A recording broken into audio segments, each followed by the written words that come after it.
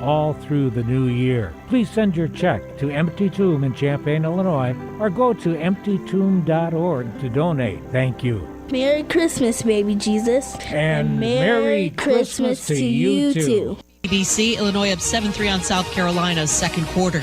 Michigan had 2 fumble recoveries and an interception in a 19-13 upset win over Alabama. Quarterfinals of the college football playoff kick off tonight. The Verbo Fiesta Bowl, third-ranked Boise State, an 11.5-point underdog against number 6 Penn State per ESPN Bet. A role the Broncos relish. ESPN college football analyst Desmond Howard. They're going to come into this game with a huge chip on their shoulder with something to prove. I'm not sure you can look at them as a Cinderella team, but because of who they are, what conference they play in, a lot of people do not respect Boise State. Fiesta Bowl coverage, 7 Eastern ESPN Radio, 7:30 Eastern ESPN. ESPN's Jeremy Fowler reports former Panthers and Commanders coach Ron Rivera will interview for the Jets head coaching job Thursday. Hey, it's Courtney Cronin. Happy New Year. Coming up on Wednesday on Unsportsmanlike, we'll continue to discuss the college football playoff quarterfinals, who will advance and who won't. We'll answer that on Wednesday. It's Unsportsmanlike, 6 a.m. Eastern, ESPN Radio, ESPN2, and ESPNU.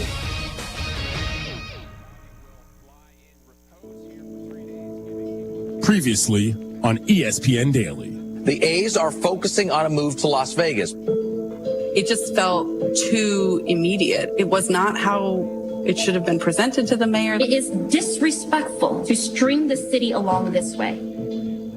We've spent the last 2 Tuesdays chronicling the death of a sports town. First it was like sadness, and then it was kind of anger, and then it transpired to kind of more activism. The crowd goes silent and now getting very loud at the Coliseum. Next Thursday, the Athletics will play their final game in Oakland, the culmination of decades of mismanagement and misfortune that have seen the town lose its 3 biggest pro sports teams over a 5-year span. They waited in the hotel lobby to confront John Fisher. At one point he said, this has been harder for me than it has for you, believe me. And I just, at the moment, I couldn't believe he said that. I was like, wow. So if you missed it, I encourage you to scroll back in the feed and give those episodes a listen.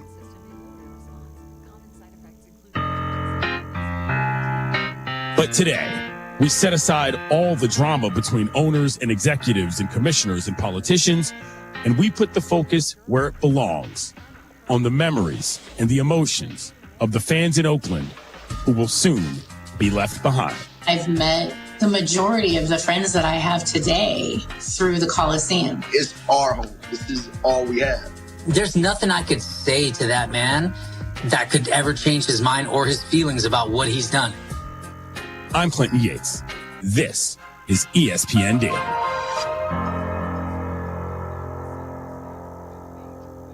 Tim Kewen, today it's Death of a Sports Town, Part 3.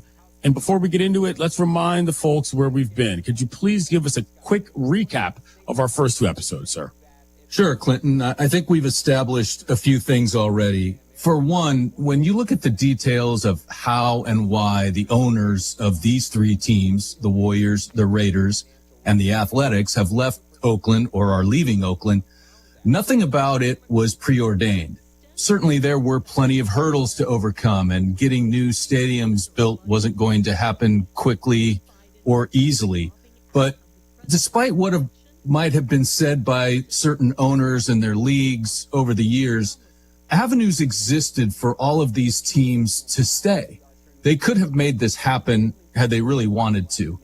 But in the last episode, we spent a lot of time hearing the story of one fan, Jorge Leon, who led a protest movement and ultimately a pretty successful PR campaign against the A's and owner John Fisher. And those fan sentiments, that's where we wanted to pick things up today. There are real people and real communities behind all of these stories. But Tim, you've been on this for years, and you've made a point to keep the fan perspective as part of all of your reporting. You've gotten to know a lot of people pretty well. Who do you want to tell us about first? Well, you're right, Clinton. I've had conversations over the years, and especially over the last year and a half, and speaking to these fans about their memories of Oakland sports and what the teams meant to them and still mean to them. I mean, there's plenty about it that's fairly typical, right? It's like the average sports fan in Atlanta could have the same stories and, Boston, St. Louis, whatever. But I do want to take some time here to dwell on some of that because, for the past several years, when it comes to the perception of Oakland on the national level, those kinds of stories, they aren't at the forefront of the conversations. The news developments have all been focused on what the future holds. Those stories kind of, they drown out any real fan experience in Oakland. And I think it's central to what we're talking about. And, the person I want to start with today is a colleague of ours, Mark Spears. How much time you got? I mean, are you guys already taping? Yeah, I started rolling. So no, he covers the NBA for us, but he's a Bay Area native and until recently a dedicated fan of Oakland teams himself. And, for him, that Oakland fandom really started with the A's. And my mom would get me a round trip ticket on BART, and I got a hot dog, chips, soda, and some sunflower seeds. And that's what held me for the day. I was in love with Ricky Henderson, and I used to try to steal bases like him. And easy stolen base. Ricky Henderson is in there with another steal, his third of the night. Jumping head first with my hands out. Just Ricky Henderson was that dude, man. He was that guy. He was everything to me as a kid. Ricky was Mark's first sort of guy, but in talking to him, most of his real deep memories of Oakland sports centered on the Raiders. I have a cousin that lives in Antioch, which is pretty far from Oakland. We had tickets in the Black Hole. That was where we got the bond during the season. This Black Hole was a most unique fan experience. Raider Nation has a special relationship with its team, and the heart of that relationship sits at the end zone, known as the Black Hole. A very unfriendly looking place where everybody was friends. If that's sort of a paradox, so be it. One of the most vocal and intimidating fan groups in the NFL. All the fans wore black. It was a rule. And most of them wore costumes, crazy, elaborate costumes. It was like a huge party, only that it's silver and black. There was a guy that went by the Violator who wore a full football uniform with pads. And he had 3 spikes on each shoulder. Everybody's probably seen him on TV. Sitting in the Black Hole, man, it was the coolest thing, even as bad as the team was. I would be mad after the game, but I don't know that I'll ever be in an environment that recreates how cool that was. The Black Hole is home to one of the greatest characters, Darth Vader. I mean, come on. I'm a huge Star Wars guy. That was forever one of the most impressive things I've ever seen and continue to see to this day. Yeah, they thought of everything. And beyond the Black Hole itself, I think just the general ambiance of a Raider game at the Coliseum sticks with him. For the football games in Oakland, man, nobody had a tailgate like that. That was a big party, man. Nobody. Food was equally amazing, but the music, the dancing, the fun, the black and silver all over the place. And it always cracked me up how intimidated opposing fans would be. I know my man Mark has spent a lot of time, Tim, talking to plenty sports stars with Oakland roots.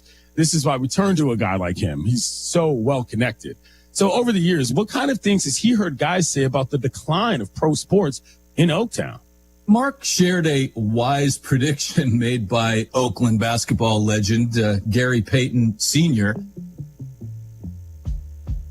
One year, Mark was all excited about the Raiders making the playoffs. I was at a Warriors game. Gary was there. The football team, you notice I don't say their name. The football team makes it to the playoffs. And I went up to Gary, excited about it, asked him if he was going to go. And he goes, man, I'm a Niners fan now. I ain't following them chumps no more. He said they moved on me one time and I was done, and they're going to move on you again. I always remember that he said that they're going to move on you again. They're going to break your heart again. And he was right. Anytime I see that logo from that silver and black logo. It was something I'll never know. I don't know too many things that I love so much that I hate so much now. That's a great way to put it. Like, it pains me every time I see that logo, especially like every time I drive past the Oakland Coliseum area, man. It's almost like I'm driving past a cemetery because there's just so many beautiful memories buried there. You know, that reminds me of the time that my dad would told me about how the Washington Senators left D.C. in baseball twice, and therefore he never expected them to get another team because they just wouldn't start another one there, but they would expand. It did happen. So there is hope on some level. That's just me being a little bit of a bleeding heart. But who else did you talk to, Tim? Who else should we get to know in this town? Well, let's maybe we take a trip into the stands, Clinton, and let's start with Brian Johansson. He's a longtime A's fan whose devotion to this team managed to take on more and more layers as the years wore on. I grew up in the era, the shadow of the Billy Ball era, and then the birth of the Bash Brothers era. And there's a drive to center. Back goes Shelby to the wall. It is gone. Grand slam home run for Jose Canseco. And look where he hit it. Over the... And this was an era of rebirth for the A's franchise. You know, Jose Canseco and Mark McGwire show up with this eye-popping power. They ride that power to stardom. High drive up the alley in left center field, and this one is going to be gone. Home run, McGwire. It was just so infectious. The green and gold and the white cleats and the wedding gown whites. There it goes. Long drive, left field, home run, grand slam. Oakland wins 6-2. It was like you were going to an NFL game. Like, have you ever been to a Monday night, Sunday night game? Like, man, that's what it was like going to an A's game. There's a drive to left field. It's hit deep. It is gone. Holy Toledo. Has anyone ever done that? Ricky Henderson has homered to open the A's first inning for the second time. You had Ricky Henderson, Canseco walking around. These guys were larger than life. They were literally like NFL players stuck on an MLB team. And like, nobody ever questioned the city. Nobody ever questioned the A's or anything. They were phenomenal. Brian's fandom started taking on like almost an outward appearance. He was loud, he was brash, and then his profile got raised to another level one night in September of 2019. A's are playing the Tigers, second inning. Ramon Laureano comes to the plate. So Profar with a hit, 2 on and 1 out. The Lacer is back. He'll get a nice ovation. Batting in the 8th position, center fielder, number 22, Ramon Laureano. He was out on injury for like a month, and we were leading all of baseball in hit by pitches, and he comes back. First at bat, he gets hit with a 95, 94 mile an hour fastball right in the back. Brown at second, Profar at first, and that hits Laureano. He throws his bat down, and I immediately stand up in my pin-covered vest looking like an idiot, and I'm screaming, "What the f***?" And I'm yelling at the top of my lungs. The TV cameras catch Brian standing up with this pin vest on. You can read his lips. He's yelling, "What the blank?" And that became a very popular meme. 79. Hit by pitch. That's how many times the A's have been hit by a pitch, and that is the most. Some random guy on Twitter said, "Hey, can I get this specific WTF graphic on a shirt?" So we figured out how to make a website. We figured out how to make T-shirts. And next thing you know, we were making designs after designs after designs. And in 2019, a New York Times writer and a friend of Johansson's dubbed the Coliseum baseball's last dive bar. And hey, from WTF to LDB, a rebrand was born. We rebranded as Last Dive Bar. We started working with players. And then when we made money, we were just like, what do we do with this? And we ended up donating everything back to the A's Community Fund, their affiliated charities. Their website's hilarious. I mean, Last Dive Bar sells T-shirts. They sell sweatshirts and pins and shot glasses and Christmas ornaments that depict iconic Coliseum features or moments. Everyone knows that there was supposedly a possum living in the visitors broadcast booth a couple years ago. The Mets announcers made that famous. When our tech people walked into the booth reeked so badly of possum leavings that an executive decision was made to move us to this booth. So there's a Rally Possum t-shirt, and there are others that are like the origin of his meme, a little less family friendly. Yeah, as in it's bathroom humor. What is it, Tim? Well, Clinton, have you ever heard of a urinal trough? Yeah, I'm familiar with their work. I have been to a couple different stadiums in my life, including when I was a kid. Very traumatic experience. By the way, the urinal troughs wouldn't be a bad band name, you know? So they've become one of the symbols of this aging and dilapidated facility. And, you know, among diehard fans, like if you know, kind of, everyone's had a trough moment, right? Correct. And Brian did not hold back in explaining just his own experiences of many experiences at the trough. The first time I ever saw a man's genitalia outside of my father was at the Coliseum in front of a trough. I'm like, 3 foot, 4 foot, nothing. I'm looking over and I just a row of wieners. And I'm like, oh, I was traumatized. Like every man from like an A's fan or a Raider fan has an experience at the trough. Like, oh man, the trough is just, it's mortifying, but then it like literally brings back so many memories of just like being in fear of going to the bathroom. You know, at some point with selling, this gear, he kind of realized, hey, we need to get the troughs on some shirts and on some merch. I was like, man, how funny would it be if we just took the trough and put that on a t-shirt? We ended up making pins, and that's actually our second best selling design.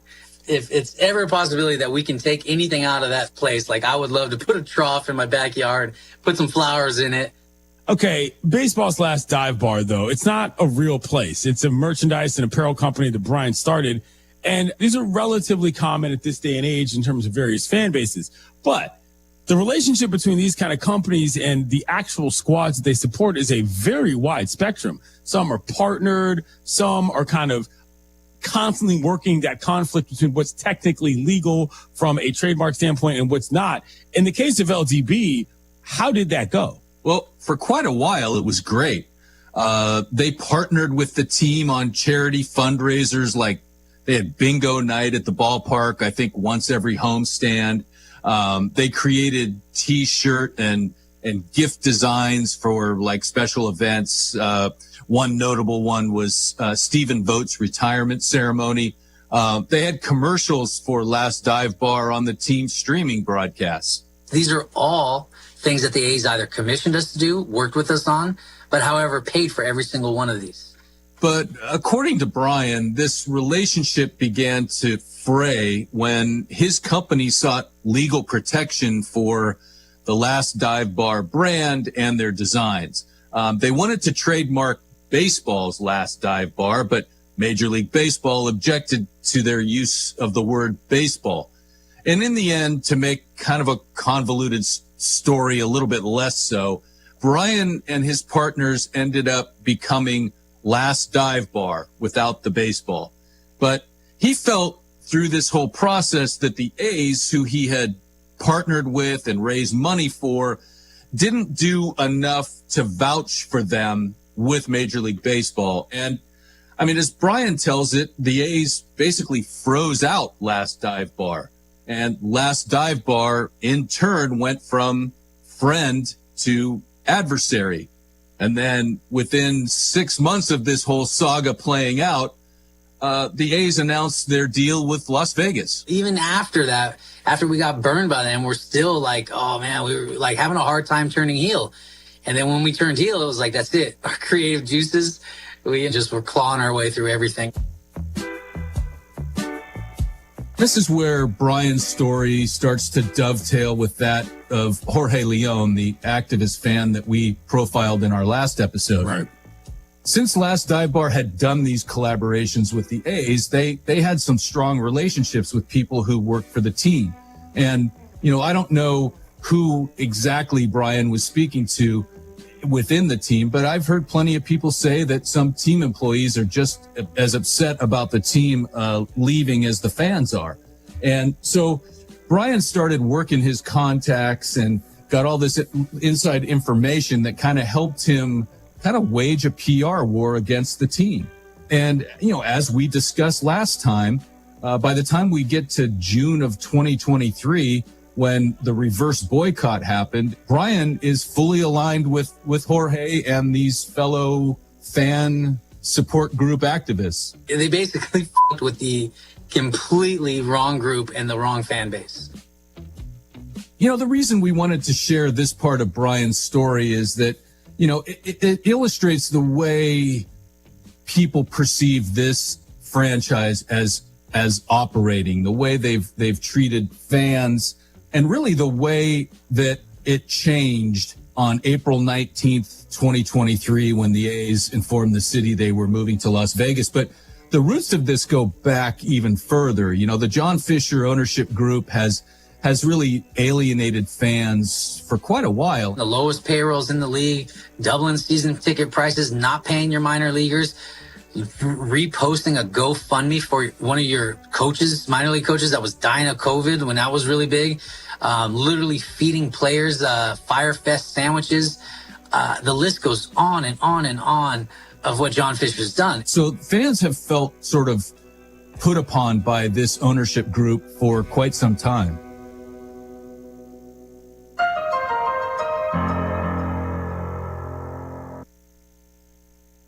Are you ready to make a difference for the environment while helping the visually impaired at the same time? Then donate your vehicle to Heritage for the Blind today by calling 1-800-983-6530. Every donated vehicle will either be properly recycled in an eco-friendly manner or given a new life through reuse. Donating your vehicle is easy. Simply call 1-800-983-6530 and Heritage for the Blind will do the rest. They'll even arrange for your vehicle to be picked up at no cost to you. And for a limited time, when you donate your car, you'll receive a $200 restaurant voucher and a 2-night, 3-day hotel stay at one of 50 locations. Call 1-800-983-6530 right now to schedule your vehicle donation and make a positive impact on the environment while helping others. Heritage for the Blind, where every car donation counts and every person makes a difference. Call 1-800-983-6530 now. This advertisement is paid for by Heritage for the Blind.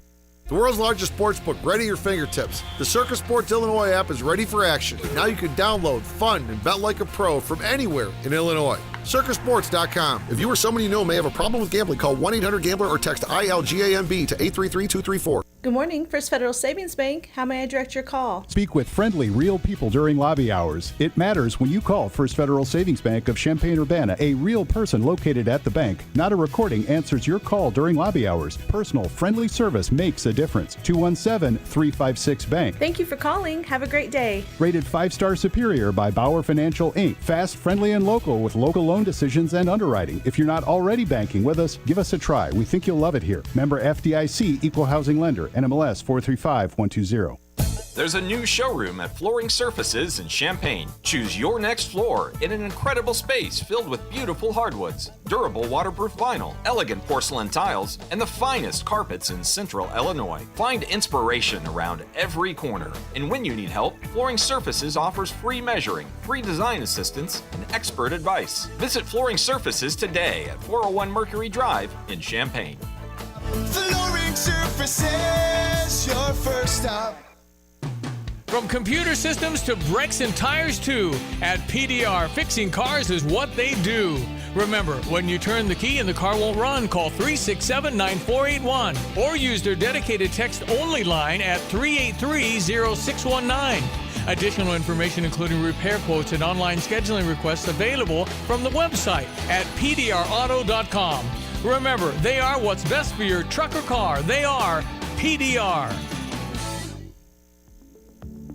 In 1925, a small plumbing company began its journey in Urbana, Illinois. Over the decades, the business grew thanks to hard work and great people. In 1966, things changed when Dave Reichard, a veteran, met veteran Ken Asklin, who was an architectural engineering grad from Illinois. The two realized their shared vision for excellence. Their partnership took root, and in 1975, the name changed to A&R Mechanical.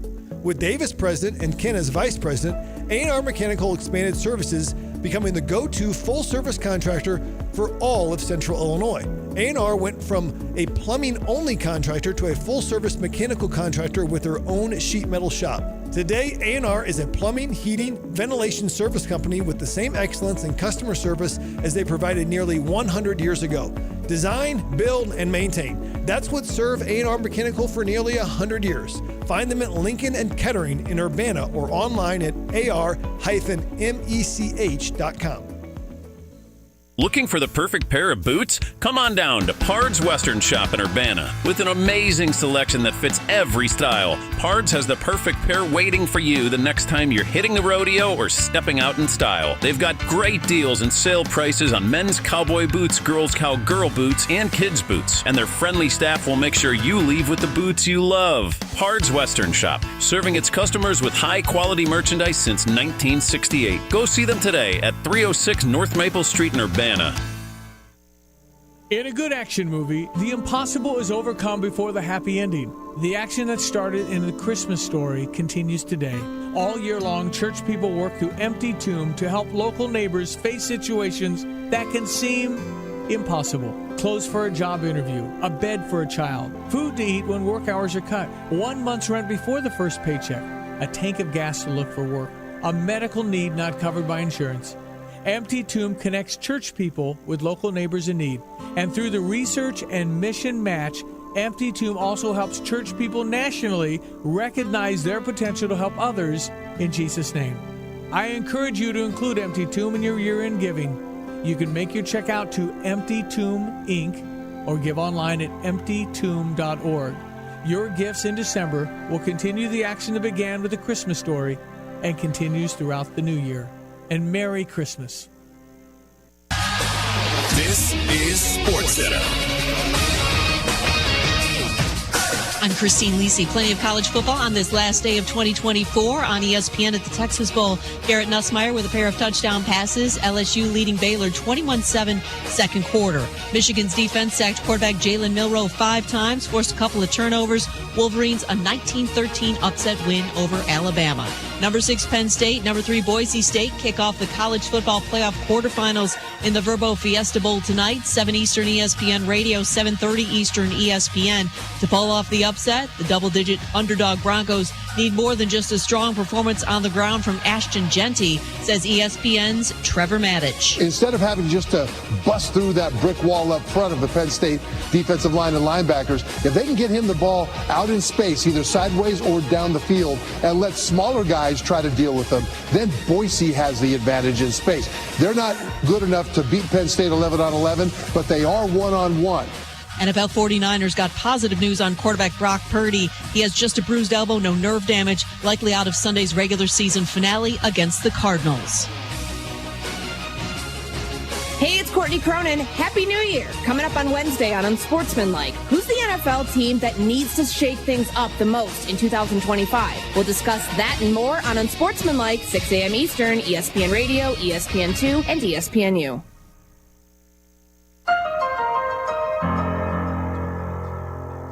The pandemic was an ideal time for them to make the moves that they wanted to make. They took advantage of that situation. That's Jenny LaMarche. She's a 24-year season ticket holder with the A's.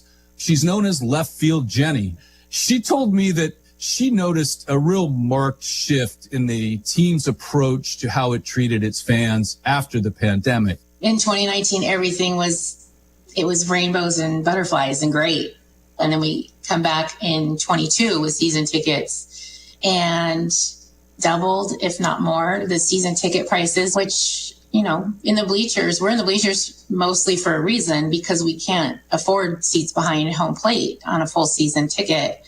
But even doubling that for people's budgets is just unacceptable. And then they took away the discounted parking and the discounts on the food and beverages. And so that says a lot about how they felt about the fan base. Let it not be forgotten, this was not a bad baseball team during these particular runs. 2018, wild card. Okay, they lost in the first round. 2019, wild card. Okay, they lost in the first round. But the actual pandemic year 2020 made the wild card, won a series, and then ended up losing to Houston, a very good team, as we know. It wasn't like this was just happening in a vacuum. There were good, solid baseball teams at the time, Tim. They were. I mean, they made the playoffs, I believe it was 10 times in the 2000s. And they always did it on the cheap, but they did it. I just can't imagine how heartbreaking that is, though, coming out of a 2020 season where the world has stopped. Finally, the baseball finally gets you a playoff win, and then you decide to turn things around from a fan experience standpoint. Yeah, exactly. All the stars were gone by then. Catcher Sean Murphy, first baseman Matt Olson, Matt Chapman at third base. The roster was gutted. And so when you looked at what the team was and wasn't doing and how it was treating its most loyal fans, I mean, there's a wide belief within the fan base that after the pandemic, the A's knew at that point when they were on parallel paths between Oakland and Las Vegas that they weren't going to stay in Oakland. Tim, we heard a little bit from left field Jenny before the break. That's a great nickname, by the way, just in general. Please do tell us more about her and where that moniker came from. Well, she's good friends with right field Will, so that should tell you some about where Will sits. But yeah.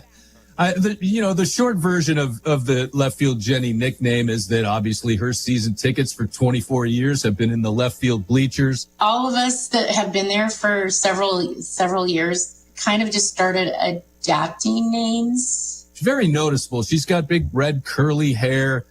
She's always waving an A's flag. I would get like, oh, where's the girl with the flag with the red curly hair? And then so it just kind of like morphed into a left field Jenny kind of thing. I would say the main reason I wanted to talk to left field Jenny is because she's taken a different approach this season. Many fans, as you can tell by the attendance figures, have boycotted the A's. You can get your last dive bar summer of boycott pin if you want. But they have thought, that the thinking is you don't want to put any more money into this team's pockets. They don't deserve it. But, left field Jenny is different. She, before the season, decided she was going to go to every single home game. This would be the year that I attempt to attend all the games because I wanted and felt I needed for myself to experience as much of the Oakland A's as a team, as players, as the sport itself in the Oakland Coliseum. It feels like a second home to me. And it's been like that since day one. Jenny Clinton, she was very deliberate about this. She approached her employer and got permission to be away from the office every time the A's were playing a game. She kind of keeps her eye on emails. Usually she'll check it right before first pitch and maybe once in the middle of the game and then maybe once as soon as the game ends.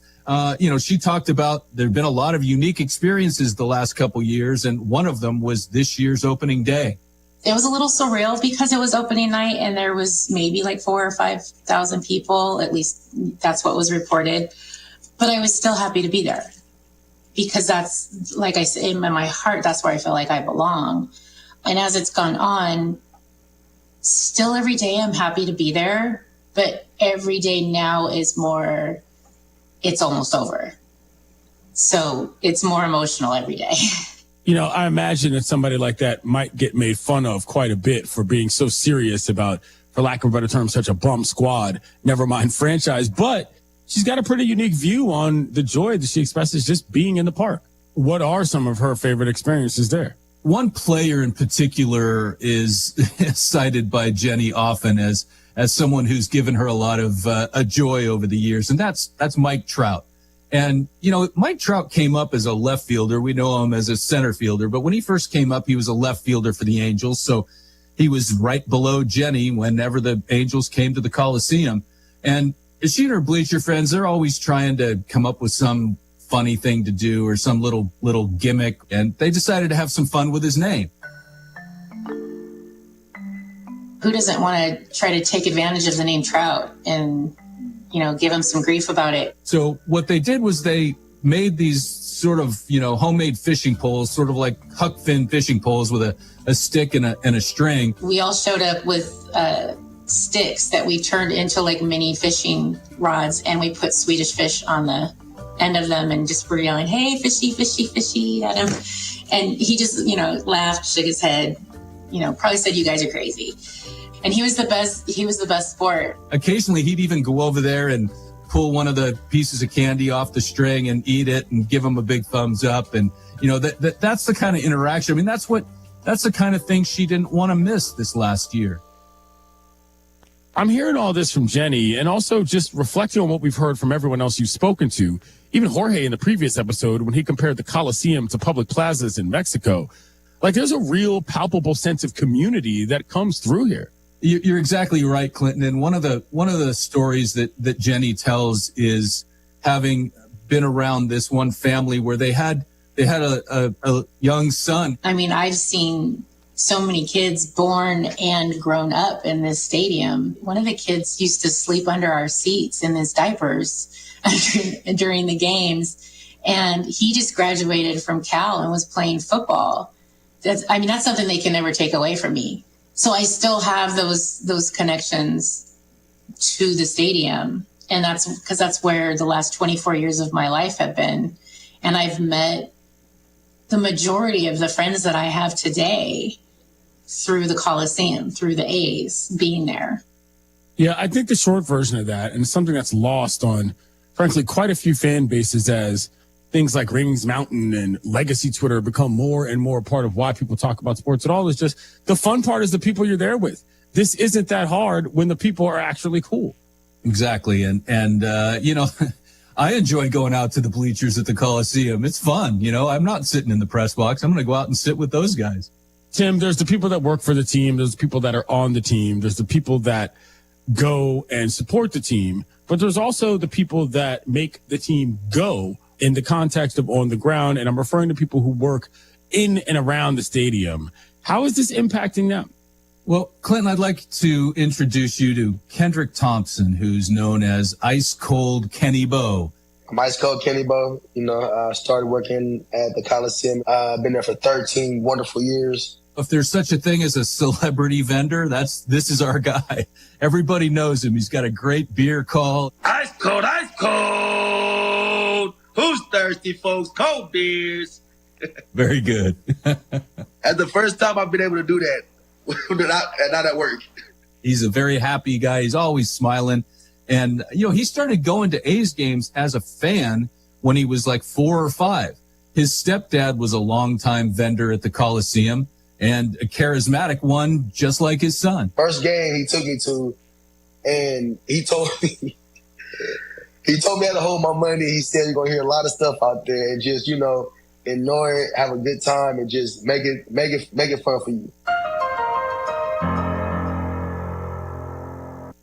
Evan, Canty, and Michelle are unsportsmanlike. Any mayo-based salad is disgusting. There's only one chicken salad on earth that I will eat. Most of them are too mayo-based. Egg salad is the grossest thing you could ever show me. That is so gross. If you're like, what I'm craving? An egg salad sandwich? Sickening. Tuna and egg gross. Ugh. Yeah. Unsportsmanlike. Weekday mornings starting at 6 Eastern on ESPN Radio and on ESPN2. You promised. I took the garbage out. No, I'm talking about all the work we need to get done around here. I know. We need a new roof and we need replacement windows. How about a new bathroom and some overdue remodeling? And how are we supposed to pay for all that? My sister said she called Remodeling Loans and they were able to find her certified contractors. That's great. But how'd she get the money to pay for all that? Remodeling Loans offered 0 interest for 60 months. They even have payment plans with 0 down and 0 deposit. Looks like we're getting a home makeover. Great. Now, if I only knew someone to call for a husband makeover. Really? Remodeling Loans is the #1 leader in home improvement financing. Call 800-921-1403 today for a no credit check, no risk approval. Get approved today and we'll match you with the best contractors in your area. And remember, no deposit financing is now available. Call 800-921-1403. 800-921-1403. Is the plumbing in your home driving you crazy? From leaks to drips or remodels, Dogtown Heating, Air, and Plumbing has you covered. Voted CU's #1 plumbing company, and there's a reason. Treating all customers like friends. Backed up sewers, clogged drains. Call today. Dogtown Heating, Air, and Plumbing, 217-841-4728, or visit dogtownheatingandair.com. Dogtown Heating, Air, and Plumbing, your home's best friend. What do we do in New Year's? How about Houlihan's? Make it a special night as you wrap up 2024 with a prefix menu with your 4-course meal. Choose from filet mignon or pan-seared red snapper, along with many other options. Make reservations now to have dinner between 5 and 10 p.m. with the last seating at 9. Walk-ins are welcome at 1902 South 1st Street. Look over your menu options at stayattheeye.com/Houlihan's. For details, call 217-819-5005. PDR Automotive has now been serving the Champaign-Urbana area for over 50 years. To give you some perspective, 50 years ago ended the U.S. involvement in the Vietnam War, and it was when Secretariat won the Triple Crown. So what does that mean for you and your vehicle? Whether you need a carburetor overhauled or your new vehicle computer system diagnosed or programmed, PDR Automotive has the experienced, knowledgeable staff that can handle all your automotive needs. Online at pdrauto.com, they are what's best for your truck or car. They are PDR. Sarah Champagne managing partner Ben Quattrone on why integrity is important at Sarah. We hire the person. The person makes the deal. The person makes the department. The person makes everyone around them treat people with courtesy and respect. If you have a quality human being, you can play any position, right? We're talking about sports. They can perform in any department, and I could teach someone a job, but I can't teach them to be a good person. Learn more at sarahchampagne.com. That's SERRA champagne.com. Obviously the cheese, the tomato, the shredded lettuce, thinly sliced onion, banana peppers, oil and vinegar, on the top of the bread, a little oregano. Unsportsmanlike. Weekday mornings starting at 6 Eastern on ESPN Radio and on ESPN2. You could just watch ESPN, but why not tap in? Tap into all your sports in one spot with the ESPN app. Tap into articles, analysis, and content with ESPN Plus. Tap into who's who and who should be in your lineup with ESPN Fantasy. What a monster week we saw. Tap into every, all the, and never miss the breaking news. Because once you tap in, you're tapped in. ESPN. Bam!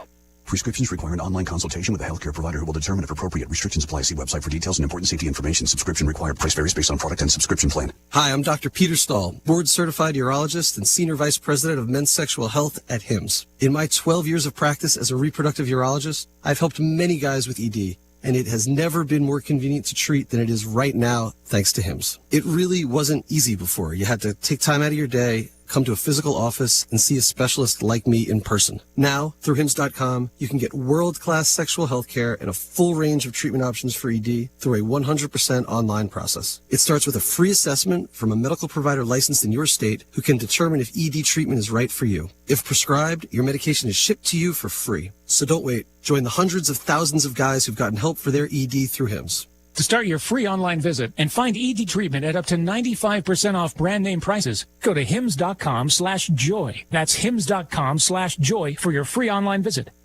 Come on, Mufasa. Let's get in some trouble. This holiday season, destiny awaits you.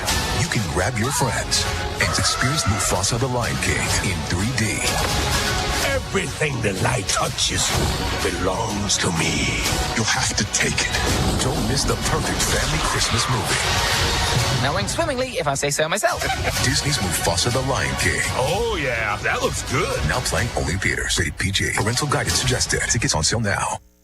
Hey, I'm Brett Podolsky, co-founder of The Farmer's Dog. We make fresh food for dogs. We started the company when we saw what a huge difference it made in my own dog, Jada, when she stopped eating ultra-processed kibble and started eating fresh, whole food. The Farmer's Dog food isn't fancy. It's just real food delivered to your door in pre-portioned packs. It's better for them and easier for you. Get 50% off your first box at thefarmersdog.com/trial50. That's thefarmersdog.com/trial50.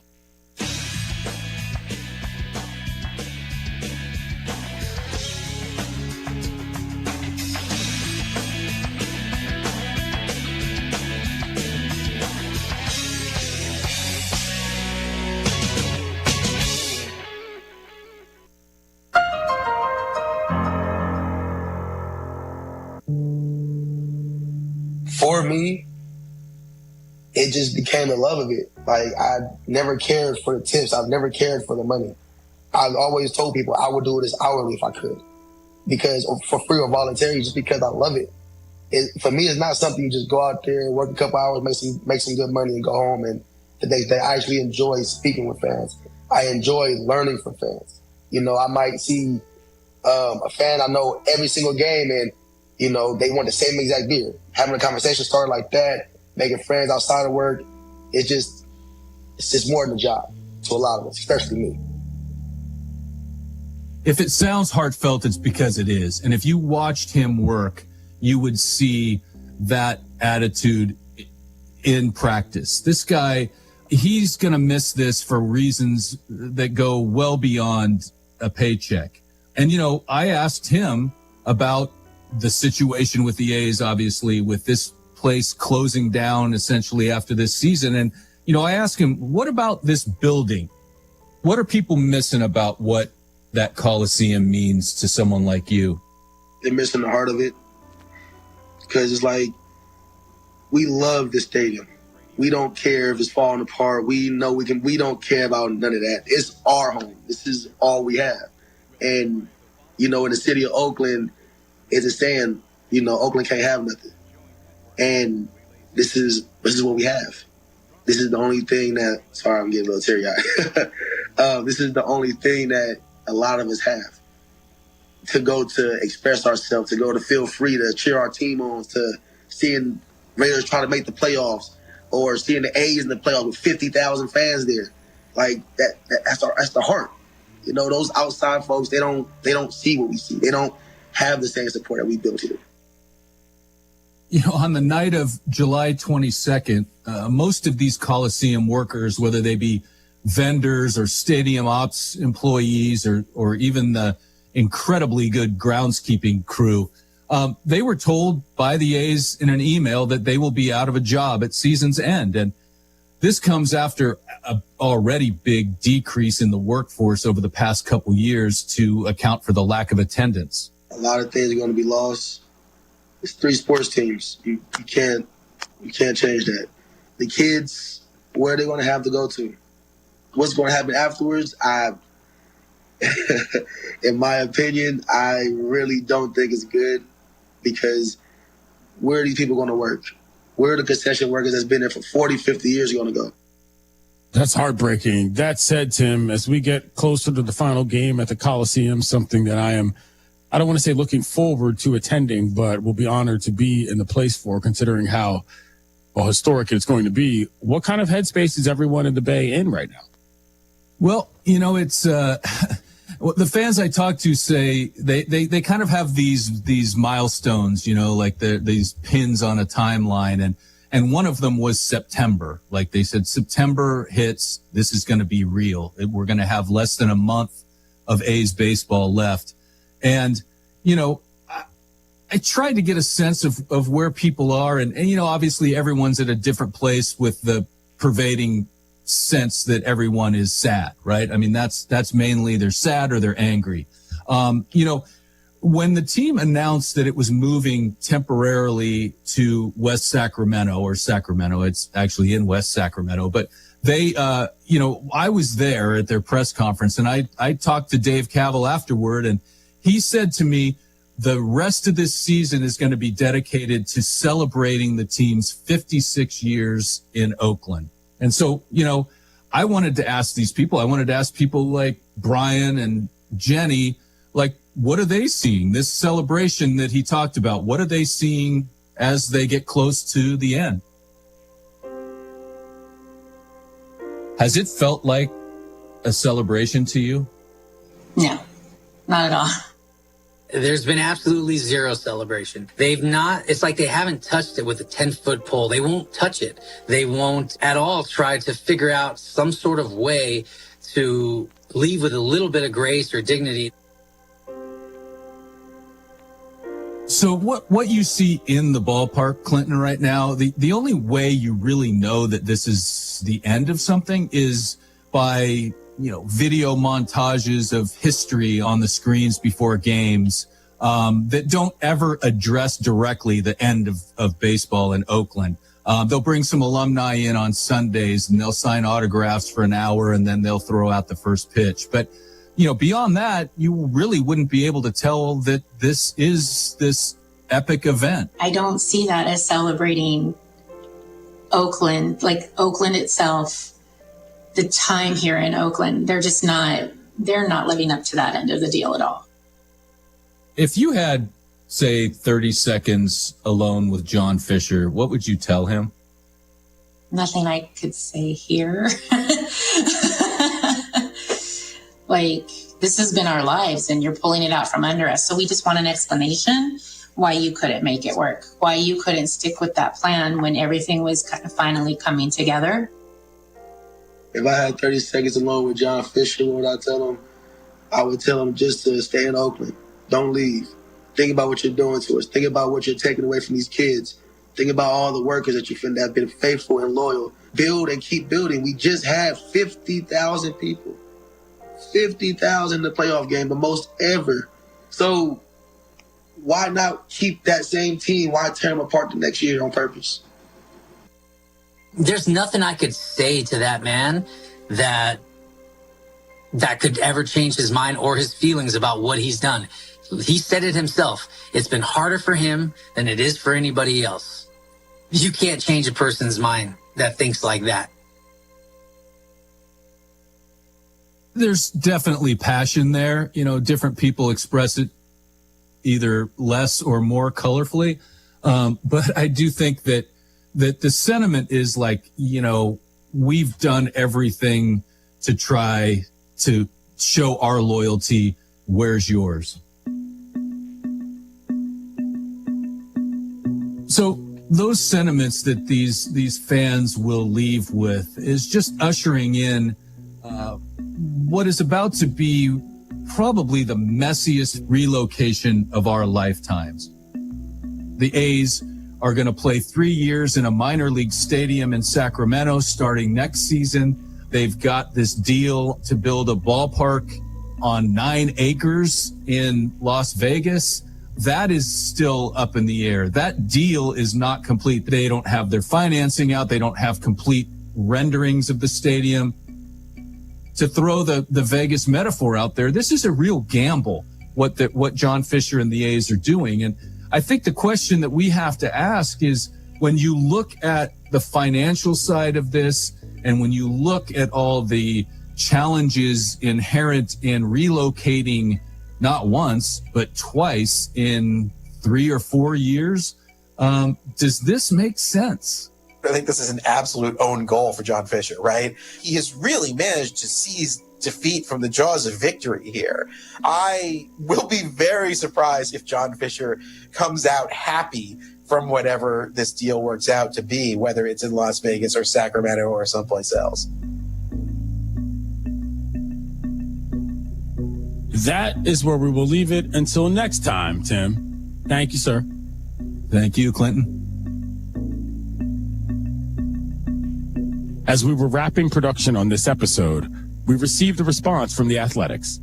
When asked what the team owes Oakland and its fans, they said in part, quote, "We are deeply grateful to Oakland for being home to the A's for nearly 60 years, end quote. They went on to say, "We appreciate the community members, local leaders and staff who have worked diligently to build a new home in Oakland, and applaud the fans who passionately advocated for the team to stay. We extend our heartfelt gratitude to the loyal fans for their unwavering support throughout the years." The full statement is available in today's episode description.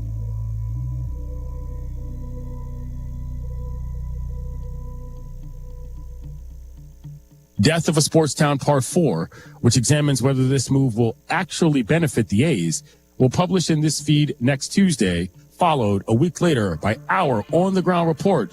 We're hitting the road, folks, from Oakland's final Major League Baseball game. And if you need to find parts 1 and 2, we've posted links in today's episode description. I'm Clinton Yates. This has been ESPN Daily. We'll talk to you tomorrow, kiddos.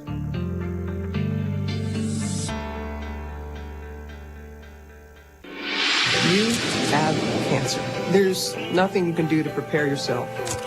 round 1 of chemotherapy. I'm gonna fight it. I'm gonna survive. There's no way I'm gonna let this take over me. Cancer doesn't care what you look like, who you are. It may not save my life. It may save my children's life. It may save someone you love.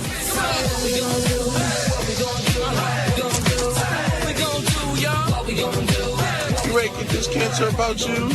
Let's do it. Live. Fight like hell. And when you get too tired to fight, let somebody else fight for you.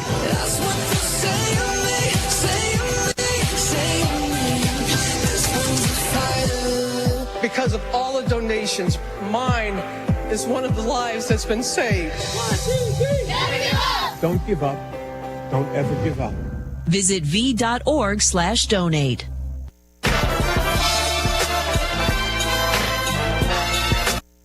Every 40 seconds, a child is reported missing. That's 2,000 children every single day. It's a heart-wrenching reality that we can no longer ignore. Find the Children is a non-profit organization dedicated to helping find missing kids. You can be a part of their mission by donating your unwanted vehicle, running or not. Call 1-800-294-0222. We guarantee that you will receive the maximum tax deduction. We provide fast, free pickup with 24-hour response. Call 1-800-294-0222.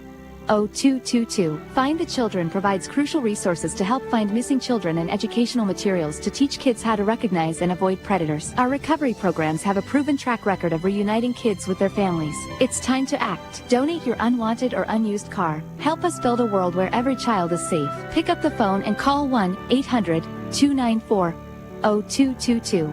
Together, we can bring these kids home safely. This advertisement was paid for in partnership with Cars R Us and Find the Children. On the first Christmas, baby Jesus was born in a stable because God loves each of us. This Christmas, how can we show God we love Him too? Jesus said we can show our love for God by loving our neighbor. Let's make God happy this Christmas. This is Jim Manley. Throughout this year that's been tough for so many, Empty Tomb Inc. has worked with church people to show their love for God through practical works done in Jesus' name. Clothes, food, furniture, and financial help are shared at our local neighbors' points of need. In addition, Research and Mission Match encourage churches to help our neighbors globally too. Your gift to Empty Tomb now will help people in our local area at their points of need all through the new year. Please send your check to Empty Tomb in Champaign, Illinois, or go to emptytomb.org to donate. Thank you. Merry Christmas, baby Jesus. And Merry Christmas to you too. Jets Pizza is offering a special deal when you spend $25. Just use promo code 5ADD. That's the number 5ADD and specify Jets bread or cinnamon sticks for only $5. Combine that with their current $5 off pizza promos and you can cheer on the Illini while enjoying hot pizza with your favorite Jets bread or cinnamon sticks. What a deal. You spend $25, enter 5ADD for Jets bread or cinnamon sticks for just $5. Jets, better because it has to be. Thank you for choosing 2 Men and a Truck. How may I help you? Hi, I have a strange question. I'm moving my business. Can we stay open while we're moving? That's not strange at all. With over 10 million moves completed, we understand that moving your business can be a daunting task. We offer a range of services that help keep your business running during the relocation process. We can help you pack, move, and unpack so you can focus on what matters most, your business. Not sure how your move is going to work? Go to twomeninatruck.com for your free estimate. Attention drivers. When it comes to your car, trust matters. That's why savvy drivers choose PDR Automotive for top-notch service and unbeatable quality. From routine maintenance to complex repairs, their team of expert technicians has the skill and experience to keep your vehicle running smoothly. At PDR Automotive, customer satisfaction is their priority, and they won't rest until your car is back on the road performing at its best. Visit PDR Automotive in Urbana today, family-owned and operated for more than 50 years. They're what's best for your truck or car. They are PDR. Here's the deal. When you combine State Farm home and auto insurance, you save an average of $889. State Farm agent Kurt Lenschow is ready to help you combine home and auto and save right here in Champaign-Urbana. Call 352-1411 today. Like a good neighbor, State Farm is there. Average annual per household savings based on a 2019 national survey by State Farm of new policyholders who reported savings by switching to State Farm. You're listening to WSJK ESPN 93.5 Tuscola, Champaign-Urbana, your home for the St. Louis Cardinals. This is SportsCenter. I'm Christine Lisi. On this final day of 2024, the Texas Bowl on ESPN. Garrett Nussmeier's thrown for 200 yards and 3 touchdowns. LSU's up 28-14 at the half on Baylor. Michigan's defense sacked quarterback Jalen Milroe 5 times, forced a couple of turnovers. Wolverines upset Alabama 19-13. The college football playoff resumes tonight with the first quarterfinals game. Number 3 Boise State, number 6 Penn State. Penn State's defense, top 10 nationally in several defensive categories, has quite a challenge facing this year's Heisman Trophy runner-up. Explains ESPN's Greg McElroy. They're going against the best running back in college football, Ashton Genty. He's incredible. He leads the country in missed tackles. He's forced 111 of those this year. This guy is off the charts good, and he's kind of a one-man wrecking crew. If you can get him to the ground, Penn State, I think, has a really good chance of limiting this offense's explosiveness. Penn State, Boise State, 7 Eastern ESPN Radio, 7:30 Eastern ESPN. NFL Cowboys got running back Ezekiel Elliott to give him a chance to join a playoff contender if or when he clears waivers. Hey, it's Courtney Cronin. Happy New Year. Coming up on Wednesday on Unsportsmanlike, we'll continue to discuss the college football playoff quarterfinals, who will advance and who won't. We'll answer that on Wednesday. It's Unsportsmanlike, 6 a.m. Eastern, ESPN Radio, ESPN2, and ESPNU.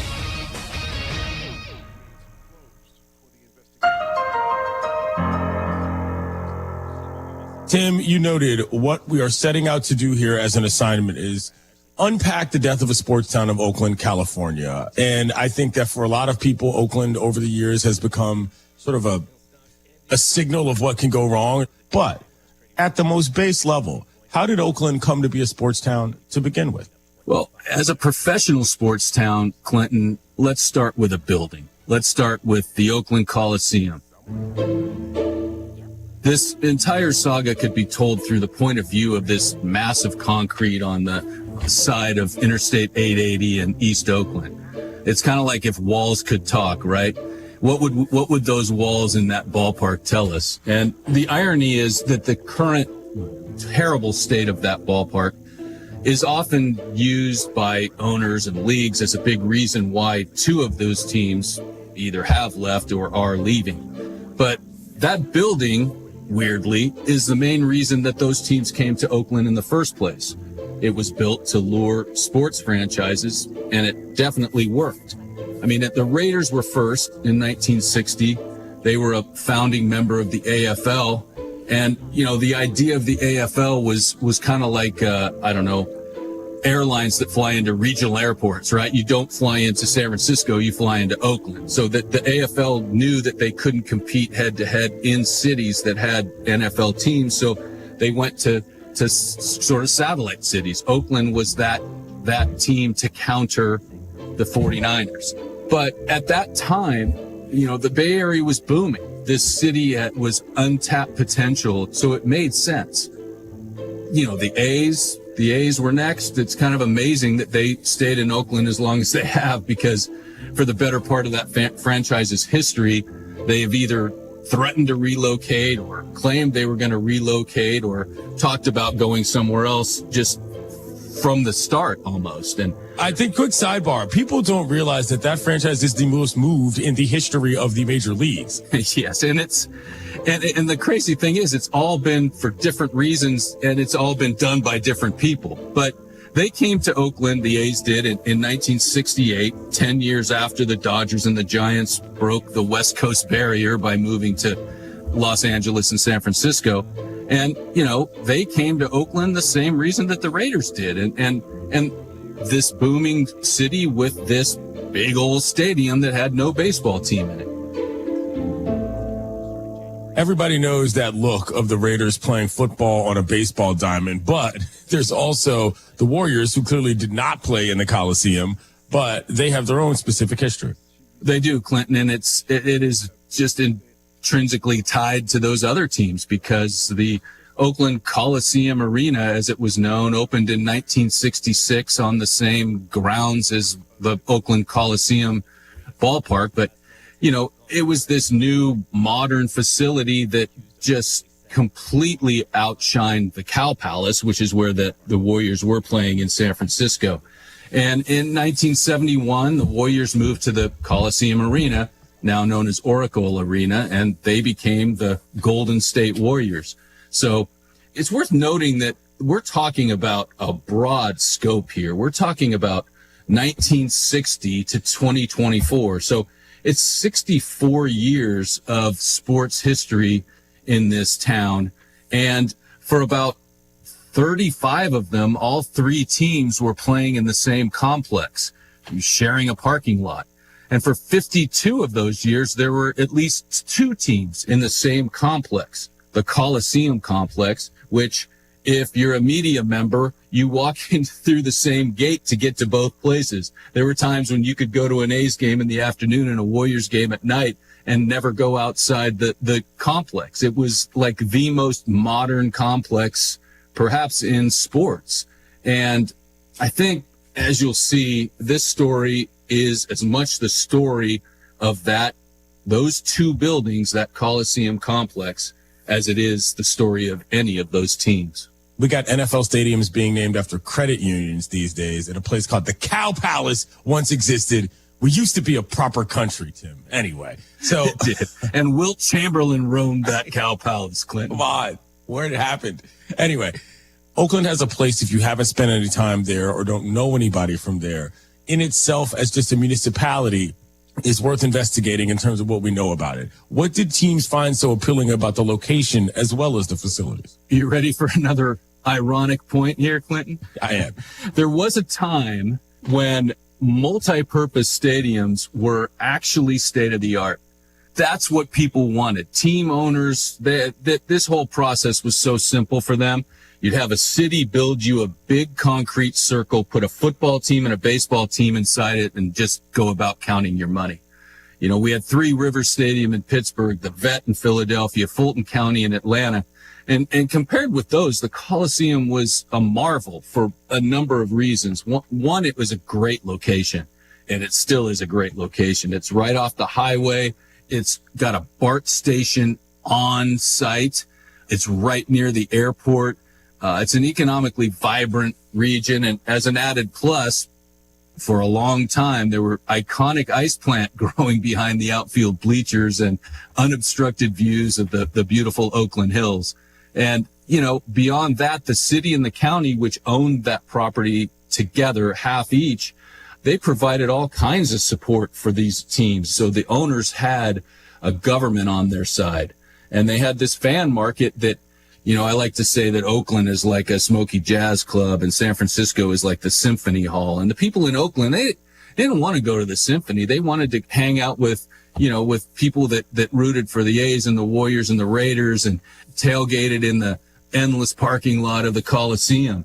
And, you know, they embrace this. And the other practical part of this is that if you have a ballpark that holds two different teams, you know, you save money. You don't have to build a football stadium separately. You have this built-in sort of cost savings with two teams sharing this complex.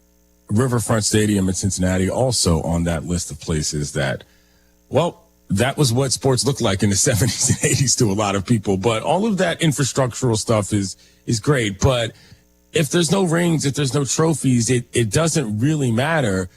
Can you walk us through some of the higher points, achievement-wise, of Oakland pro sports history, sir? Clinton, I give you 1974. Let's start there. The A's win the third of their 3 straight World Series championships. Rollie Fingers wraps it up, and the Oakland Coliseum explodes into ecstasy as the Oakland A's capture their 3rd successive World Championship. The Raiders go 12-2. They have this incredible win against the Dolphins in a divisional playoff with Clarence Davis and the Sea of Hands touchdown. Body throws. It is. He caught it. They lose to the hated Steelers in the AFC Championship game, but that just fuels them for down the line.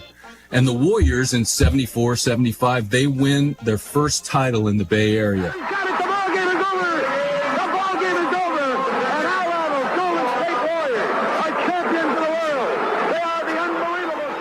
They've got Rick Barry. They've got Al Attles, who was the first African-American coach after Bill Russell, who was a player coach, to win a title. So, Oakland in 1974, it was the absolute center of the sports universe. Clinton, I want to just add something here that Oakland has this reputation, well-deserved reputation, as this city of rebellion. They didn't take any garbage in Oakland. They were people that knew what they wanted. It's a very diverse community of diverse interests and diverse people that really all seem to get along, and sports brought them together. And there were several sort of eras where the A's were kind of a glue there. Obviously that 72, 73, 74 string of World Series championships with your man Vida Blue. Raleigh Fingers and Catfish Hunter, and to top it all off, like Reggie Jackson. They had this swagger, and they sometimes fought in the dugout, and they really set the tone for A's baseball. They had the white cleats, and the white pants, and they did it with style, and they were really embraced by the city. Then we fast forward a little bit to the Bash Brothers in the late 80s, early 90s. There's a drive to right center field. That is really hit. It's well back, and there is home run number 100 for Mark McGwire. Mark McGwire, Jose Canseco, Dave Stewart. There were incredible stars on that team. And then you had Oakland's own Rickey Henderson. Rickey goes, a pitch taken. He's going to have it. He does. Rickey Henderson, no contest, steals third base, jerks the bag from its moorings, and holds it aloft, representing number 939. I think he's a top 10 all-time baseball player. And Rickey was homegrown, and Rickey loved Oakland, and those teams went to the World Series 3 straight years and were favored each time, but only won one of them in 1989. And that one is carrying, and back goes Mitchell, and it's a launching pad again tonight. It's a ground ball to the right side, steered by Phillips, flips to Eckersley. Yes, he's there in time, and the A's are the world champions.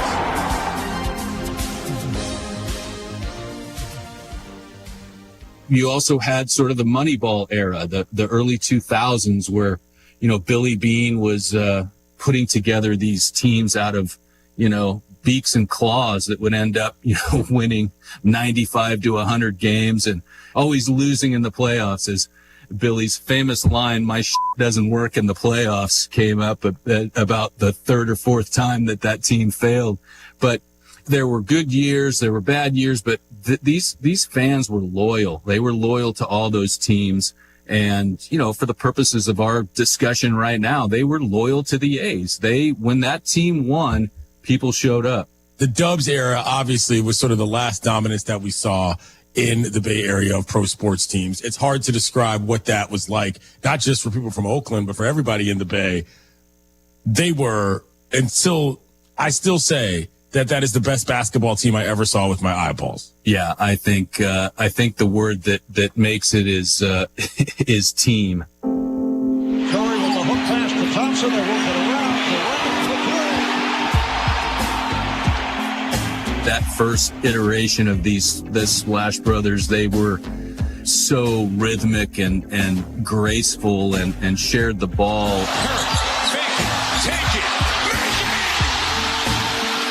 The Warriors had come out of some really bad years, That was sort of an organically grown team, right? And they go on to win 3 titles in Oakland. There's a new dynasty in the NBA.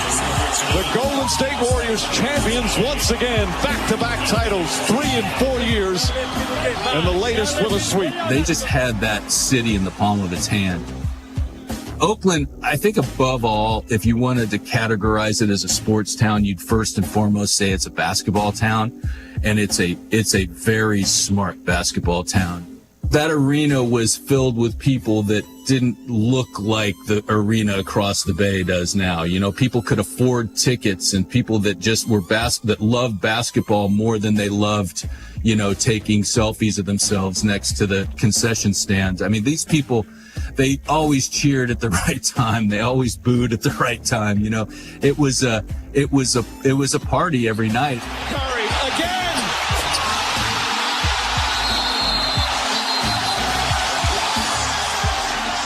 They were just waiting for a team like that. It's hard to overstate how much of a cultural phenomenon that team was in Oakland. The number of jerseys people wore and T-shirts and hats. I mean, it dwarfed anything that I can even remember in the Bay Area, and I've lived here practically my whole life.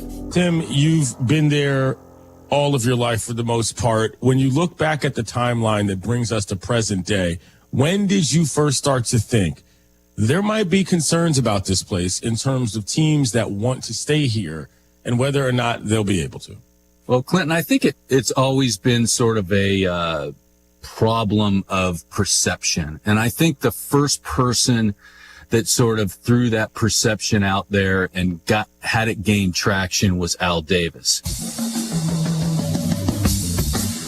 If there's anything we've ever done that I'm particularly proud of, I would have to say that the perpetuation of the greatness of the Raiders, to take a professional football team and give it a distinct characteristic that's different from all others.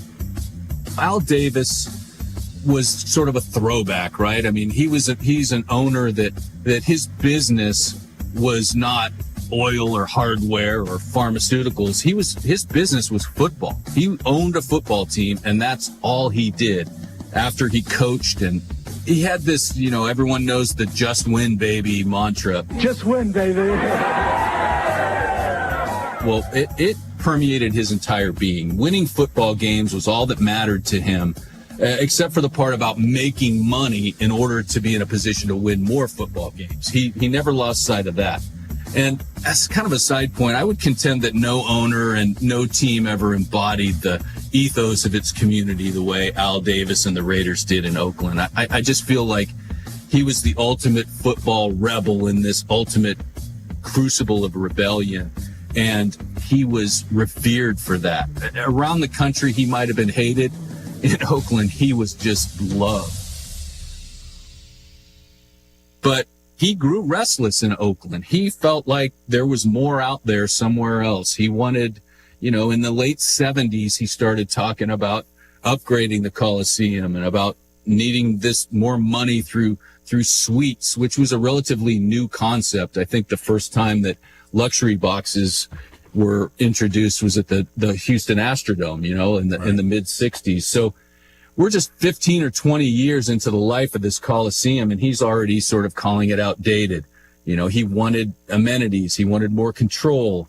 So, you know, the city and the county, you know, not to get too far into the weeds, but they had another tenant. You know, we've talked about this being a multi-purpose facility. Right. Well, they had the A's for 81 dates a year and the Raiders for roughly 10. So obviously the tie was going to go to the A's. They were going to make concessions for them and not ruin a baseball stadium for Al Davis. So, you know, to get to the point, they eventually couldn't agree, you know, and so Al Davis just packed up and left. Well, I needed a bigger venue. I knew and I foresaw that suites were going to be a big thing and club seats. And they promised me in L.A. at the Coliseum that they would build those for me. It's hard to see that as a huge upgrade from the Oakland Coliseum, but the fans got their first taste of this torture, right? This long, drawn-out process that ended up with them losing a team, because Davis initially tried to move in 1980, and then he spent 2 years fighting the NFL, and then he finally got the okay to leave. To be real honest, the league tried to tell me you're not going. And the minute they said you're not going, I said I am going. And we got into a tug of war, and I wasn't sure who was going to give first. But the courts ruled that I could move. I think it's worth noting that the reason Al Davis had any leverage at all, considering the math of those home dates, is because the Raiders were super popular. He's the guy that hired John Madden. It wasn't like Al Davis was some crazy guy. He legitimately was a visionary. So I can understand how that push and pull would have been pretty taxing on the community overall. Yeah, definitely. And, you know, those, again, I want to underscore something else here, is that the long-term impact of Al Davis's decision to move the Raiders to L.A.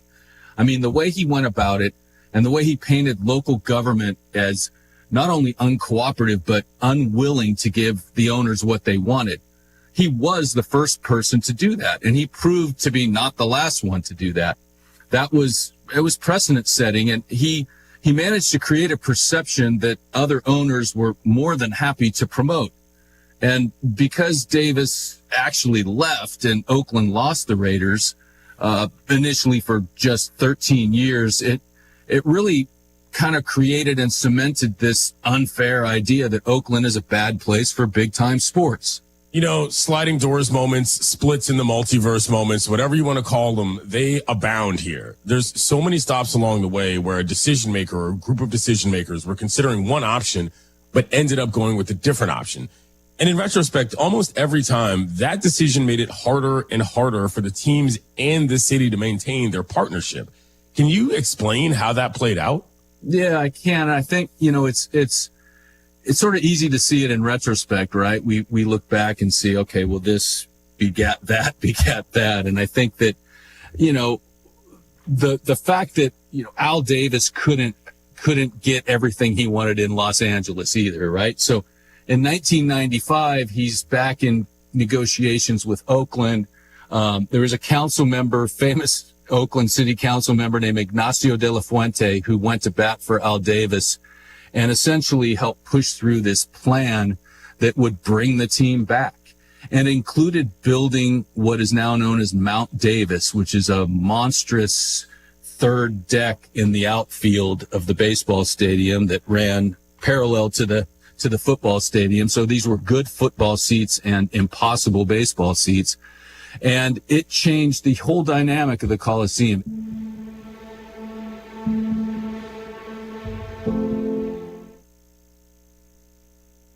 If you have ever thought about remodeling your bathroom but were worried it would take too long or cost too much, then stop worrying. Right now, Jacuzzi Bath Remodel has designed a collection of high-quality custom products and perfected the one-day remodeling experience so you can enjoy your new bathroom faster than ever before. It's a worry-free bath remodel from the most trusted brand name in the business, Jacuzzi.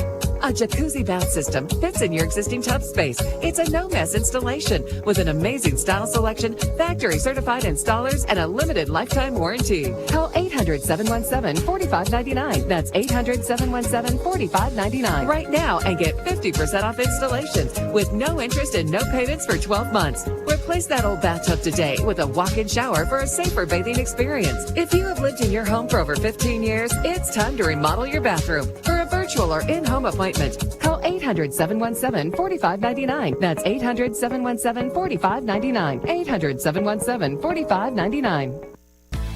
Hey Illinois, get the ultimate winning combo with Circa Sports and Rosati's Pizza. Download and fund the Circa Sports Illinois app with just $20 and you'll score a free pizza. Bet big and taste the win with Circa Sports and Rosati's. It's sports betting the way it should be. Visit circasports.com/Rosati's. Must be 21 or older. Exclusions may apply. Gambling problem? Call 1-800-GAMBLER. Would you like to participate in a study from the University of Illinois? Support comes from the HIT to Sit Less study at the University of Illinois, seeking healthy participants like you between ages 40 and 75 for a study investigating sitting and vigorous exercise. Details at go.illinois.edu/sitless or call 217-333-0581. That's 217-333-0581. Pia's Sports Bar and Grill is excited about our bowl-bound number 20 Illini football team to face number 15 South Carolina on New Year's Eve at 2 o'clock. Plan to wear your orange and blue as we root on the Illini as they play in Orlando, Florida in the Cheez-Its Citrus Bowl on December 31st. Enjoy terrific drink specials and your favorite food and try to win some great prizes as you meet your friends at Pia's, 1609 Springfield Avenue near Mattis in Champaign. Let's wrap up the year with an Illini win as you watch with fans at Pia's. I've got to clean out this garage. Let's see. What's the cheapest and easiest dumpster service in our area? Here's what I found. The doggy bag. Think she's broken. I'm not looking for takeout. Siri, try again. The doggy bag from Bulldog Disposal in Mahomet. Doggy bag? What's that? If you got junk that needs to go, but you don't want the hassle of having an enormous dumpster delivered, grab a doggy bag. Keep it as long as you need. They'll come take it away. For more information, just visit BulldoggyBag.com. That's BulldoggyBag.com. At Pards in Urbana, the boots just keep on coming. They're known for their huge collection of men's cowboy boots, women's cowgirl boots, kids' boots, and even shoes. If you're searching for top footwear brands, look no further than Pards. They carry a wide variety, including Ariat, Dan Post, Smoky Mountain, Roper, Double H, and more. And if socks or accessories are what you need, they've got all your high-quality essentials. Since 1968, Pards has been serving their customers with high-quality merchandise. And if you haven't been to Pards in a while, a lot has changed. Go check them out just off University Avenue in Urbana. Many people look forward to the festivities of the holiday season, but for the 1 in 5 U.S. adults who experience mental illness, this time of year can be a flurry of anxiety, seasonal depression, and loneliness. That's why generous friends like you are so important. Partner with NAMI, National Alliance on Mental Illness, to keep the helpline going, and the NAMI Teen and Young Adult Helpline free of charge so people can get the care they need, especially during this time of year. NAMI has gathered helpful resources designed to support you at NAMIchampaign.org. Maybelline has stepped forward with a gift of $200,000 to keep these important services operating at full strength. They're challenging Friends of NAMI to double that amount by December 31st. That would mean a total of $400,000 to help people with mental health challenges live a more fulfilling life. Be a light of hope this holiday season and share a year-end gift at NAMIchampaign.org. Podolsky, co-founder of The Farmer's Dog. We make fresh food for dogs. We started the company when we saw what a huge difference it made in my own dog, Jada, when she stopped eating ultra-processed kibble and started eating fresh, whole food. The Farmer's Dog food isn't fancy. It's just real food delivered to your door in pre-portioned packs. It's better for them and easier for you. Get 50% off your first box at thefarmersdog.com/trial50. That's thefarmersdog.com/trial50.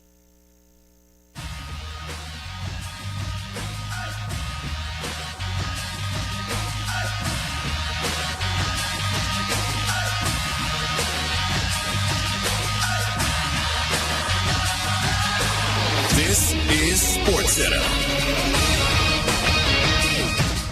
I'm Christine Lisi. College football bowl season rolling along. Texas Bowl on ESPN. Garrett Nussmeier's thrown for 200 yards and a couple of touchdowns. Xavier Thomas, a 95-yard kickoff return. LSU leads Baylor 34-17 at the half. Michigan's defense sacked quarterback Jalen Milroe 5 times, forced 3 turnovers. Wolverines a 19-13 upset victory over Alabama.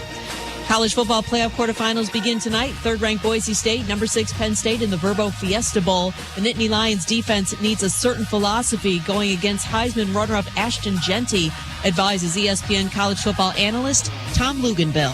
Everybody not wearing the jersey number 2 is who has to beat us. So I think that falls on the shoulders of Maddox Madsen, the quarterback of Boise State. He's going to have to play really, really well. They're going to have to get some chunk plays off of play action. He's going to have to make good decisions. He's done a wonderful job of protecting the football all year long. Fiesta Bowl, 7 Eastern ESPN Radio, 7:30 Eastern ESPN. Cowboys cut running back Ezekiel Elliott to give him a chance to join a playoff contender. Hey, it's Courtney Cronin. Happy New Year. Coming up on Wednesday on Unsportsmanlike. Who's the NFL team that needs to shake things up the most in 2025? We'll discuss that and more on Unsportsmanlike, 6 a.m. Eastern, ESPN Radio, ESPN2, and ESPNU.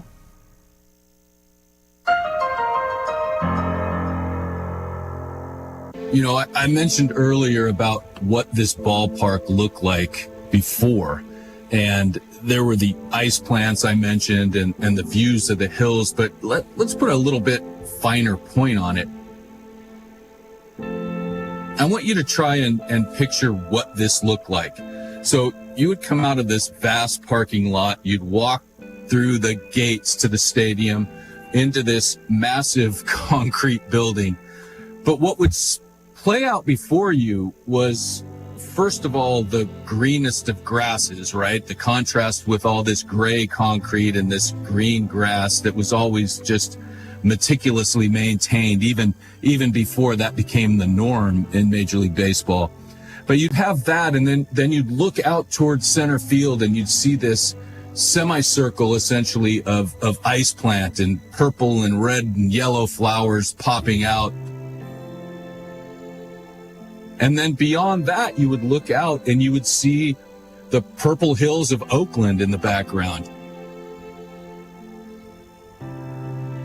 You had this ballpark situated in such a place that it was really something. It was one of the better views and venues in major professional sports at that time, before there were waterfront ballparks and all that. This was a great place to watch a game.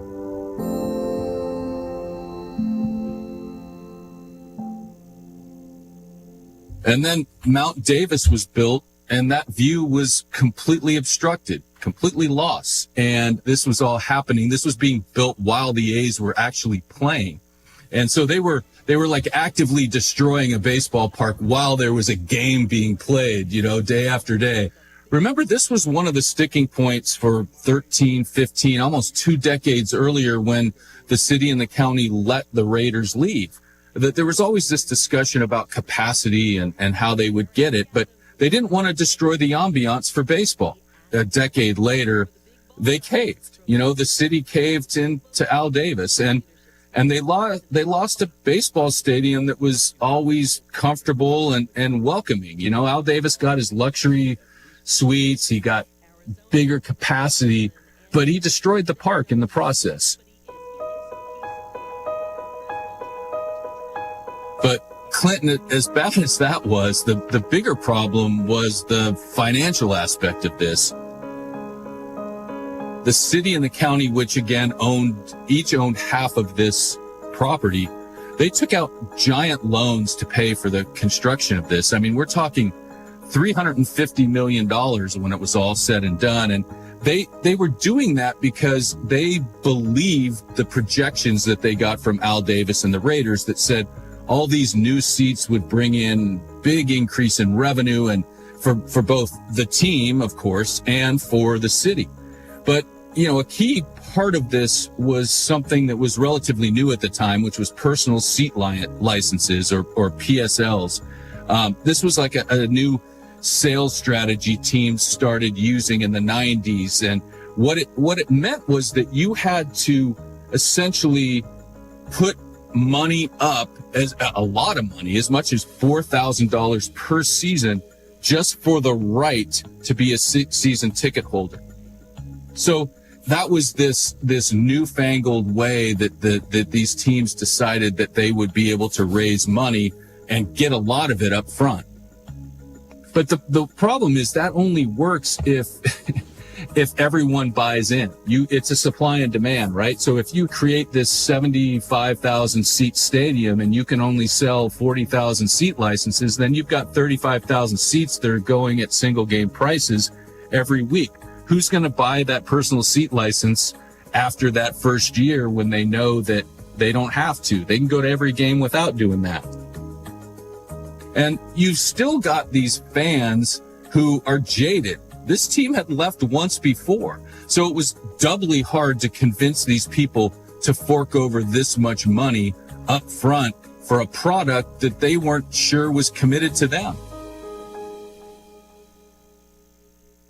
So quickly, just to recap, the ambiance of the stadium has been ruined. And in the process of ruining that ambiance, the city and county have put themselves in a huge financial hole.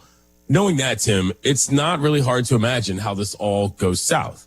No, that's absolutely right, Clinton. And the thing we have to remember is that local government, they didn't have to do any of this in the first place. They signed up willingly into this project. And I think they did it because they felt it was their one chance to revise history and return Oakland to what they felt was its rightful place as the home of 3 major professional sports franchises. But, when they signed on, they did it because they believed what Al Davis and the Raiders were telling them about this windfall that was going to fall from the sky, literally from Mount Davis.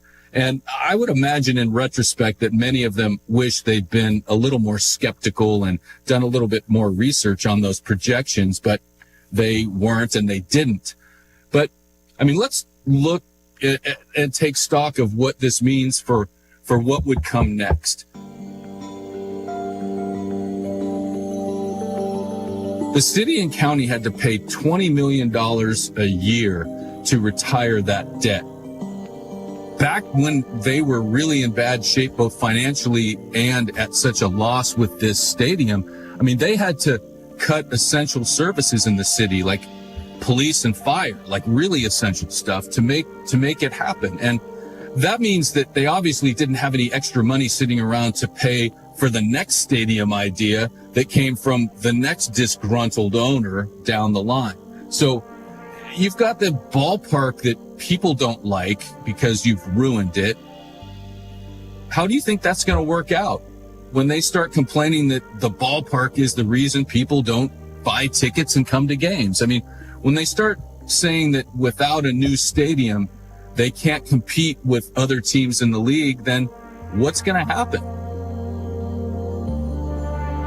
The commissioner of baseball is questioning again whether the A's can stay in Oakland. It just doesn't look like it's going to happen. I'm not positive. It is looking more and more like the deck is stacked against the Raiders staying in Oakland. How many times can I tell you that we're trying to stay in Oakland? How many times can I tell you that? We want him to sell the team to a local owner that's going to invest in the community and in the team. They basically blackballed us. They issued an internal cease and desist all communication. Oakland Police Department escorted me out of the stadium. They basically fucked with the completely wrong group and the wrong fan base.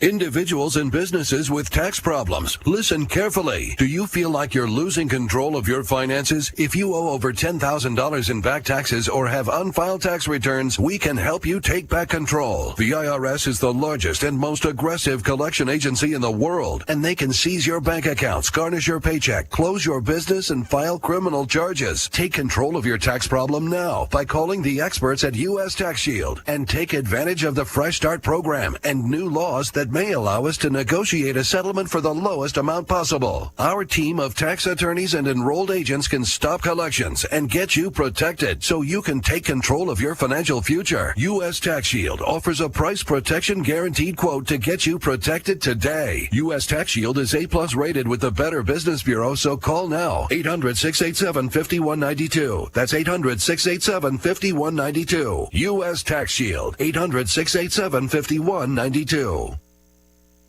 On the latest episode of Numbers on the Board, we talked about the Sacramento Kings firing Mike Brown and what that could mean for the organization. And lastly, we gave our dream playoff scenarios. Who matches up against who? Will it go 7? Find out that and more wherever you get your podcasts. You ready? I'm ready.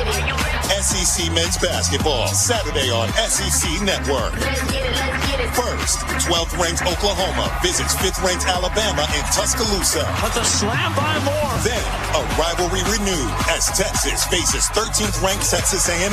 With authority is Henry Coleman. Oklahoma versus Alabama at 6 p.m. Eastern. Texas versus Texas A&M at 8, presented by Pfizer. Saturday on SEC Network. Get it. Buckle up and get ready for all the heart. College basketball better than ever. This is must-watch television. And all the love. The most electrifying players in the nation. For all the moments. My goodness, a show-stopping highlight. And all we are. Come for it all. ACC Women's College Basketball. All season long on ACCN. Amber and Ian. I appreciate the Beatles' Happy Birthday song from the most overrated band of all time. But let's move on. Ian Fitzsimmons. Hold up, Coach. Most overrated band of all time? Did you hear that song that Rachel played? Like, that's the greatest song ever. Like, this is the greatest artist to ever live. Or the, like, what? Amber and Ian. Weeknights at 7 Eastern on ESPN Radio. I'm Michelle Steele, hosting ESPN Daily this week. Every weekday morning, we bring you the best sports story you'll hear all day. We're revisiting one of the biggest stories of the year via our 5-part series, Death of a Sports Town. In episode 4, we explore whether leaving Oakland for Las Vegas makes any sense for the Athletics. That's ESPN Daily. Follow us and listen wherever you get good podcasts. The college football playoff quarterfinals kick off on ESPN. New Year's Eve, Penn State and Boise State battle at 7:30 p.m. Eastern in the Verbo Fiesta Bowl. Then a New Year's Day triple-header. At 1 p.m. Eastern, Texas takes on Arizona State in the Chick-fil-A Peach Bowl. At 5, Ohio State seeks revenge against Oregon in the Rose Bowl game presented by Prudential. And at 8:45, a battle in the Big Easy as Notre Dame faces Georgia in the All-State Sugar Bowl. The college football playoff quarterfinals, tonight and New Year's Day on ESPN. You have cancer. There's nothing you can do to prepare yourself. Round 1 of chemotherapy. I'm gonna fight it. I'm gonna survive. There's no way I'm gonna let this take over me. Cancer doesn't care what you look like, who you are. It may not save my life. It may save my children's lives. It may save someone you love.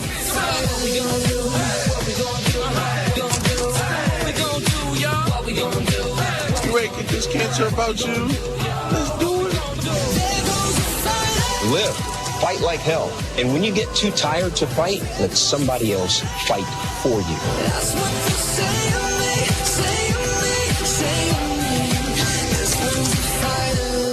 Because of all the donations, mine is one of the lives that's been saved. 1, 2, 3. Never give up. Don't give up. Don't ever give up. Visit v.org/donate. ABC Hockey Weekend is back. There's going to be stars everywhere on the ice. Saturday, the Rangers. Artemi Panarin, he's a game changer. Visit the Capitals. This is the best goal scorer the game has ever seen. Then, Sunday, the Blue Shirts conclude their road trip in Chicago. That's hockey. ABC Hockey Weekend presented by Expedia. Rangers Capitals Saturday at noon Eastern. Then Rangers Blackhawks Sunday at 3 Eastern on ABC and ESPN+. Evan, Kenzie, and Michelle are unsportsmanlike. I've definitively removed the blue part of the bread if it's molded and eaten the rest of it if I don't want to go out and get another loaf of bread. I'm just saying. I'm not proud of that, but if you haven't done that, you're lying. You have? You haven't done that? No, I will throw away the loaf. Evan. See? Unsportsmanlike. Weekday morning starting at 6 Eastern on ESPN Radio and on ESPN2.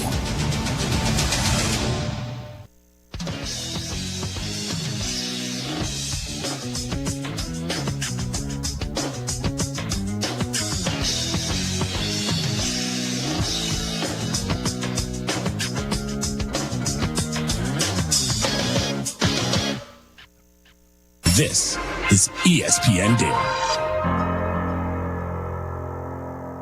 Tim Kewen, we are now kicking off part 2 of our story on the death of Oakland as a big-time sports town. Can you recap for the folks where we left off last week? Yeah, sure, Clinton. I think last week we left off by explaining how the Raiders returned to the city in 1995 after a 13-year run in Los Angeles proved to be a fateful decision with many dominoes in its path. I think the circumstances around that return, mostly the addition of a new deck at the Coliseum, it ruined the atmosphere of that stadium. The A's were definitely not happy about this, quote, new and improved stadium. And the projected financial windfall that the Raiders promised and that the city hoped for never materialized. And it all set the stage for this decades-long drama between the Oakland teams and the city. And that drama will be the scope of our conversation today. Mount Davis is, I believe, the term that you used, which I always found fascinating. But, even though so much of this discussion is focused on the A's and the Raiders as they played in the same place, they weren't the first team to leave. That goes to the Warriors, the one that wasn't playing in that stadium. So if it wasn't complaints about the facility that pushed the Dubs out, why did they choose to make this move? Well, as we talked about last week, the Warriors had this incredible home court advantage at Oracle Arena. I mean, most people felt it was the best in the league. When they left, they were on a run of 342 consecutive sellouts. Oof. And those weren't all good teams in those 342 games. They sold out that place. It was rocking. They called it Roracle. So you could make money in Oracle Arena and in Oakland. But in 2011, a man named Joe Lacob bought the team with a Hollywood producer named Peter Guber. Lacob was a peninsula guy, which is south of San Francisco in the wealthy suburbs that, encompass Silicon Valley. And he was not an Oakland guy. And it only took him 18 months after he bought the team to announce plans to build a new arena in San Francisco. And, this is not this iteration of the Warriors that we see now. This was 3 years before Steph Curry and Klay Thompson and Draymond Green won their first championship. There were other factors involved. San Francisco didn't have this kind of big arena. And so that was kind of this parallel thought in his mind, was like, hey, I can build something there and it will serve this purpose for one of the most iconic cities in the world. To be honest, I think Joe Lacob underestimated the impact that moving that team, as they say, 8 miles from Oakland to San Francisco. I think that they didn't get the cultural impact of that move and what it meant to the people of Oakland. They felt that the proximity to Oakland was going to sort of allay some of those fears or some of the retribution that they would get, but they still got plenty of it. For fans, it's officially the end of an era. The Warriors now a San Francisco fixture. Why do they have to leave Oakland? Oakland is still very much a part of who the Warriors are and what they represent. There's this team, and a team that's done very well and that a lot of people have been able to rally behind. It's just kind of sad. The fact that they have been so successful has really alleviated some of that, though. It's hard to be mad at a team that keeps winning the way they have with Steph Curry. It's too bad, too. We could almost do a whole breakout on Oracle alone, because that was such a strange confluence of events. As a team that good in that place, and that's when you decide to go. I don't know how you missed the mark on understanding culturally how you messed that up, because even from the outside, it was clear what an advantage that building gave that team, never mind what it meant to the community. But the Warriors announced in 2012 they'd leave. It took 7 years for Chase Center to get built and for that move to go through. In the meantime, the Raiders, as we noted before, Al Davis was probably the biggest reason for the construction of that grandstand. And you mentioned earlier turning the Oakland Coliseum into an albatross from what was a nice baseball facility. So in 2011, Al Davis passes away, and his son Mark takes over the team. That guy is a singular character in the least, from the haircut to the outfits to the look of where he lives. How would you describe him to people who are not in Oakland? Well, Mark Davis was, first of all, always defined as Al Davis's son, right? And somebody told me, like, hey, what would you feel like if you were in your 50s, you'd never held a job, and yet your father dies and someone hands you $1 billion business and says, here, make it work.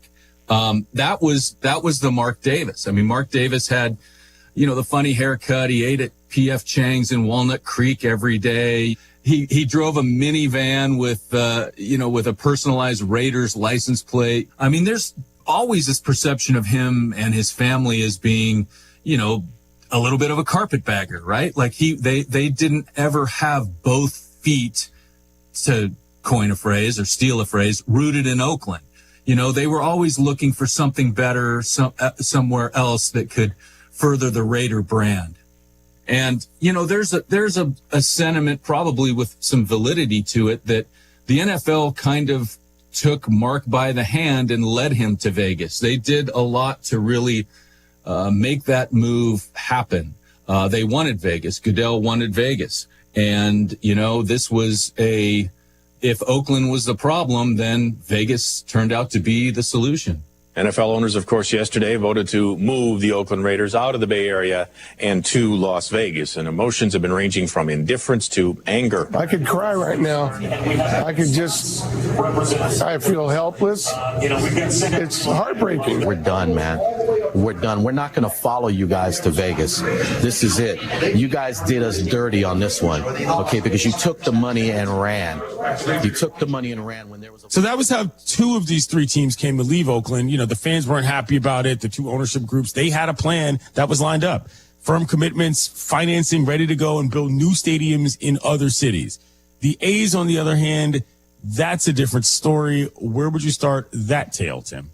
Well, Clinton, I think the most compelling story of the Oakland Athletics lies far away from owner suites and, negotiating tables and city council meetings. So I'd like to refocus this story where it belongs, which is in the stands, and take a look at what it was like to be an Oakland sports fan through this decade or 2 decade state of sports purgatory.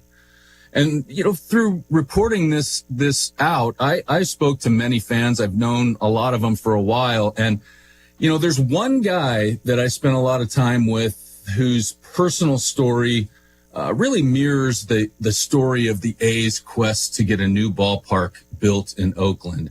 And this is a man by the name of Jorge Leon. Jorge's been an A's fan as long as he can remember, and he's lived with this sense of impending doom, this cloud of relocation hanging over the A's going back to his formative years. I wrote a paper in high school in 1998 to try and keep the A's in Oakland in 1998.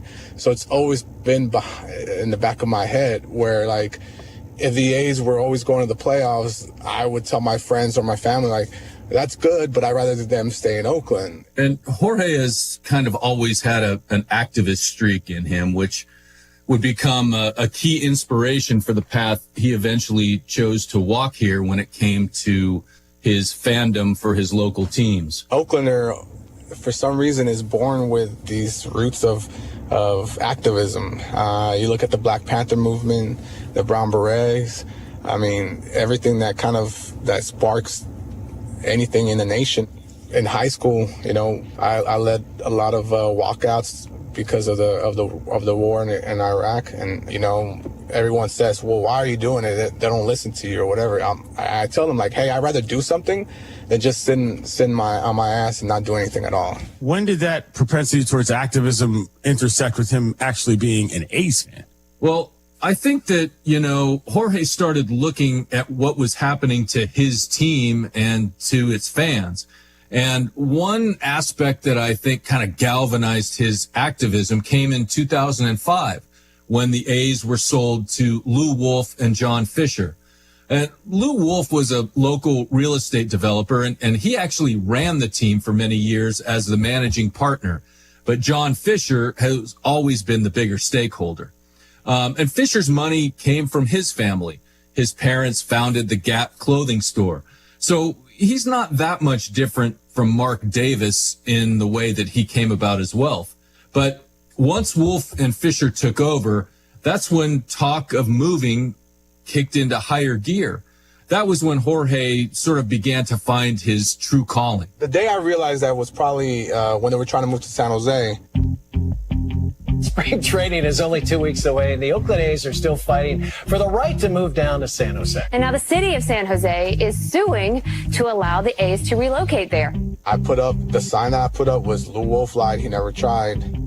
So this is a sign that Jorge brought to the ballpark and was waving around in the stands for everyone to see. And the sentiment he was expressing was clear. Wolf had said all the right things about staying in Oakland when he bought the team and in the first year that he owned it, but behind the scenes, he was working to get something better somewhere else. But then when I put Lou Wolf lied, he never tried, is when I started getting scrutinized more by security. And they made me take it down. They made the Oakland Police Department kind of escort me out of the stadium. And then at that time, the city attorney put out a letter saying that you cannot use city police officers to escort fans out for expressing the freedom of speech. And I think that kind of took off from there. I was like, oh, that's how you get attention, right? That's when I was like, okay, you know what? I'm going to start hanging signs until I push the button, and they're going to look bad. Tim, let's step back for a minute before we get too much further, because the where is this team going to play question is a long and winding road. And I gather that the frustrations of this process are what motivated Jorge to get on his soapbox, but just how many different cycles of stadium proposals and speculations has he and everyone in Oakland had to live through? So we'll keep this to the modern era of the Lou Wolf, John Fisher ownership. First it was San Jose, which they had an actual sponsorship agreement in place for a non-existent stadium until the Giants stepped in and said, hey, hold on, that's our territorial rights. You can't have San Jose because when we agreed to stay in 1992, the commissioner's office gave us San Jose as part of our market. The next one was Fremont, which is a suburb south of Oakland, that never really gained any traction. They said they were going to move to near Lake Merritt, beautiful site on a property owned by Laney Community College. The problem was they forgot or failed to contact Laney Community College in advance to say, hey, what do you think about putting a 35,000 seat ballpark on your property? Laney College didn't want that. So that was basically dead on arrival, and they wasted probably 1.5 to 2 years playing around with that idea.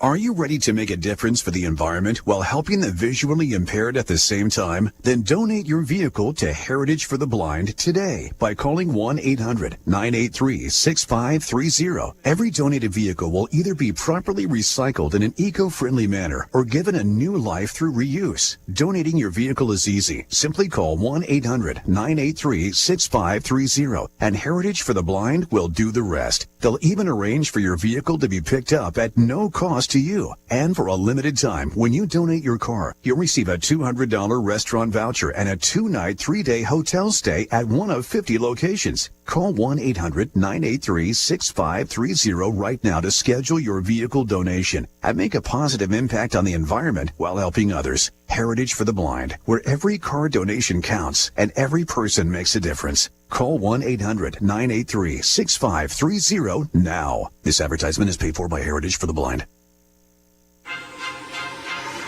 I'm Michelle Steele, hosting ESPN Daily this week. Every weekday morning, we bring you the best sports story you'll hear all day. We're revisiting one of the biggest stories of the year via our 5-part series, Death of a Sports Town. In episode 4, we explore whether leaving Oakland for Las Vegas makes any sense for the Athletics. That's ESPN Daily. Follow us and listen wherever you get good podcasts. The college football playoff quarterfinals kick off on ESPN. New Year's Eve, Penn State and Boise State battle at 7:30 p.m. Eastern in the Verbo Fiesta Bowl. Then a New Year's Day tripleheader. At 1 p.m. Eastern, Texas takes on Arizona State in the Chick-fil-A Peach Bowl. At 5, Ohio State seeks revenge against Oregon in the Rose Bowl game presented by Prudential. And at 8:45, a battle in the Big Easy as Notre Dame faces Georgia in the All-State Sugar Bowl. The college football playoff quarterfinals, tonight and New Year's Day on ESPN. And ESPN Radio Extra Point with Courtney Cronin. The MVP chants, the energy inside Lincoln Financial Field yesterday